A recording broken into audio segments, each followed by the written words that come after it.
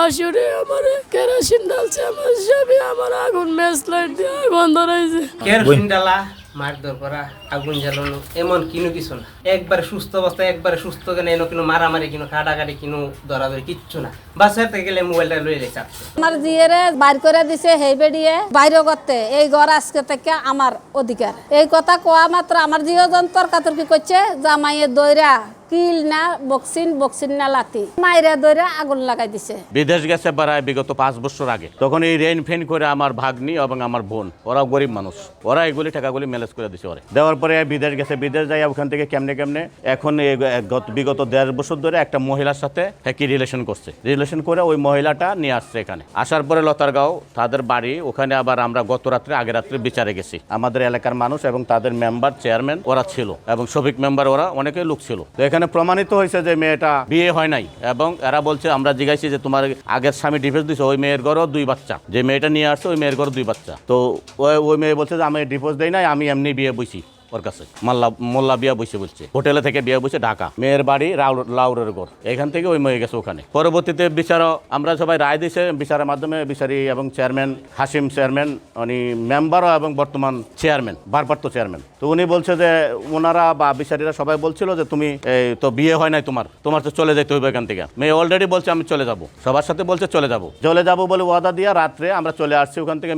মেয়ে যেটা আমার ভাতিজি ভাগ্নি, ওদের বাড়িতে রেখে আসছি। আসার পরের দিন রাত্রেও ওর মেয়েটারে মারছে ওরা, যে তুমি ভাই হয়ে যাও, আমি নতুন রুহুল আমিন এবং তার বড় ভাই শহীদুল ইসলাম, ওরা 3-4 ভাই। তো এগুলিয়ে এই মেয়েরে মারছে। তো আবার সকালে আবার মেয়ে আমাকে ফোন দিচ্ছে যে মামা আমাকে তো বেশ এরা নির্যাতন করতেছে, মারতেছে, আমি কি করতাম। আমি বলছি যে মারলোক, তুমি মারলেও আমি কি করবো, তুমি তোমার ওখানে থাকো, আমার এখানে এসে কি করবা। কিন্তু ওইটাও ওরা পরবর্তীতে বলে নাই, মারে নাই, ইয়ে করছে, টর্চারিং করতেছে। আমি বলছি টর্চারিং করো, তুমি সহ্য করো, কি করবো বাবা, বিয়ে দিছি, তুমি এখানে থাকতে হবে। কিন্তু এর পরবর্তীতে এখন আজকে সকালে আবার ফোন দিছে যে মামা ওরা তো মাইরা পালাই দিছে। ফোন দিছে কেটা, হাসিম মেম্বার। উনি বলছে যে আপনাদের ভাগ্নি আমার বাড়িতে আইসা উঠছে, আপনারা এখান থেকে নেন উদ্ধার করে। ওই পরে আমরা ওখান থেকে উদ্ধার করে নিয়ে আসছি। যাই দেখি ওর শরীর জ্বালা পুরা, মানে আগুন দেওয়া লাগাইছে ওর ভিতরে, শরীরে কেরাসিনের গন্ধ।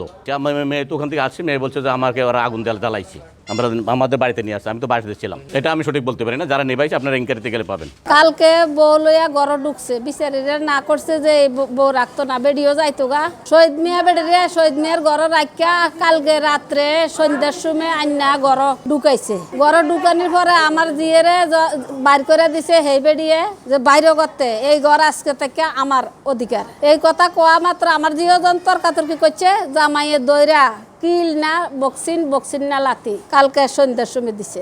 এরপরে সকালে আবার মারছে, এই 11টার সময় না 10টার সময় এই সময়তে আবার মাইরা ধরে আগুন লাগাই দিছে।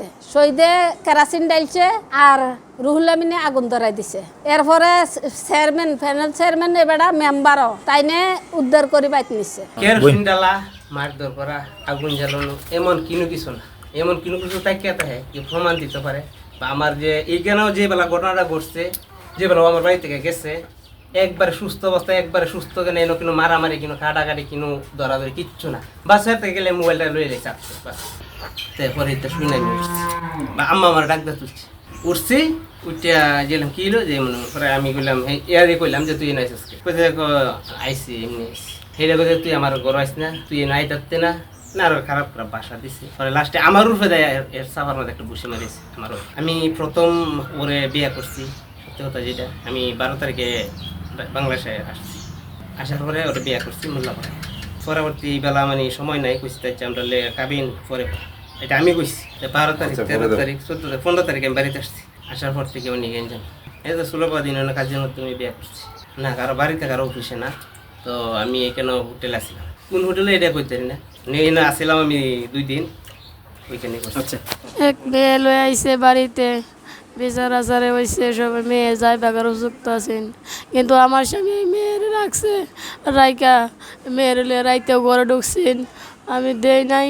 সকালে ফজরক্ত লয়ে আইছে, মেয়েরা আবার ঘরে ঢুকছে, তখন আমি আবার প্রতিবাদ করছি দেখি আমার বাসুরে আমার কেরোসিন ঢালছে, আমার স্বামী আমার আগুন ম্যাচ লাইট দিয়ে আগুন ধরাইছে, আর পেছনে তোর আমার মারামারি করছে, আমার অনেক আঘাত করছে। আমার দুইবার তিনবার কইরা মারছে। আমার বাসুর আমার শরীর থেকে কেরাসিন তেল ঢালে দিছে, মারার সময় দইরা রাখছে, আর আমার স্বামী মারছে, আগুন দিছে। বিয়া কোন দিন হয়েছে, কোন আনো হয়েছে? ঢাকা। কার কাছে বিয়া হয়েছে তুমি? রুলামিনের কাছে। রুলামিনের আব্বার নাম জানো? রুলামিনের আব্বার নাম কি? হ্যাঁ, রুলামিনে যে তোমার বিয়ে করছে, এই ইয়ে করছে নি, এই তার যে বউ আছে বাচ্চা আছে এগুলো বলছে তোমারে? পরে জানছো? কয় মাস পরে জানছো? জানছি 5-6 মাস পরে। 5-6 মাস পরে? তোমার কি বাচ্চা কাচ্চা আছে? হ্যাঁ আছে। সংসারও আছে? তো তুমি জানি না হইলে তুমি তার কাছে এই বিয়াটা কিভাবে বললে? আমার সব কিছু শেষ। হ্যাঁ, আমার সব কিছু শেষ। বিয়া করছো যে কাবিন করছো? এদিকে চাও। বিয়া করছো যে কাবিন করছো? আমি মনে হচ্ছে মোল্লা দিয়া? মোল্লা দিয়া বিয়া করাইছো যে, এই ভিডিওটা আছে? রাখো না। তুমি তো লেখাপড়া করছো নি কিছু? আমি লেখাপড়া করছি মানে খুবই কম। এই পর্যন্ত? না না না, মানে খুবই কম, মানে অল্প। অল্প? তো তুমি তো যদি অল্প করো, তুমি একটা জিনিস জানো, বাংলাদেশে তোমার শরীয়ত মোতাবেক বিয়া করতে গেলে তুমি সাধারণত এই একজনের সাথে একজনের সম্পর্ক হইতেই পারে, কিন্তু হইতে গেলে তুমি কাবিন ছাড়া। তো বর্তমানে তুমি কোনো বিয়া শাদী, বর্তমান যে সমাজ, এই ব্যবস্থা, আইনি ব্যবস্থা, এগুলো তো কেউ মান্য নিত না, এটা তো তুমি জানো। তো তুমি কাবিন করলে না?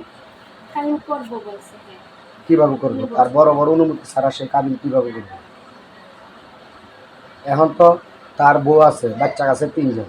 এখন তোমার কি মনে হয়? উনিও থাকবো, আমিও থাকবো।